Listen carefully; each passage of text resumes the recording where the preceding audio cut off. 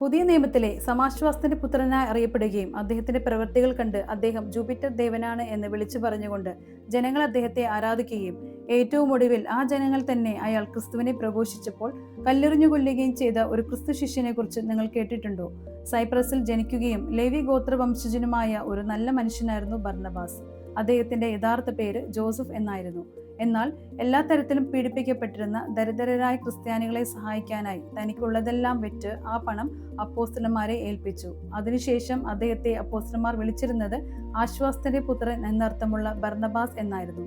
ക്രിസ്ത്യാനികളെ പീഡിപ്പിച്ചിരുന്ന സാവുൾ മാനസാന്തരപ്പെട്ട് പൗലോസ് ആയപ്പോൾ അദ്ദേഹത്തെ ഭയം മൂലം സ്വീകരിക്കാതിരുന്ന അപ്പോസ്തലന്മാർക്കും ആദിമ ക്രൈസ്തവ വിശ്വാസികൾക്കും പൗലോസിനെ പരിചയപ്പെടുത്തി കൊടുത്തതും അതിനുശേഷം പൗലോസിന്റെ സുവിശേഷ യാത്രകളിൽ അദ്ദേഹത്തെ അനുഗമിച്ചതും ബർന്നബാസ് ആയിരുന്നു.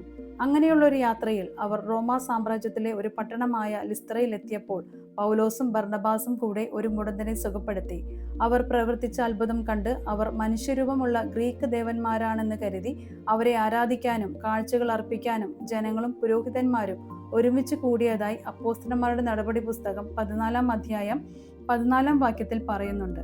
ബർന്നബാസിനെ പറ്റി ചില ചരിത്രകാരന്മാർ പറയുന്നത് അദ്ദേഹം ക്രിസ്തുവിനെ പ്രഘോഷിച്ചപ്പോൾ അദ്ദേഹത്തിന്റെ നാട്ടിലെ ആളുകൾ അദ്ദേഹത്തെ കല്ലെറിഞ്ഞു കൊന്നു എന്നാണ്. ക്രിസ്തുവിൽ വിശ്വസിക്കുന്ന എല്ലാവരും മറ്റുള്ളവർക്ക് ആശ്വാസമായി തീരേണ്ടവരാണ്. ക്രിസ്ത്യാനി എന്ന പേരുള്ളത് കൊണ്ടോ വിശ്വാസം പ്രഖ്യാപിച്ചത് കൊണ്ടോ മാത്രം ഒരാളും ക്രിസ്തുവിന്റെ യഥാർത്ഥ അനുയായി ആകുന്നില്ല.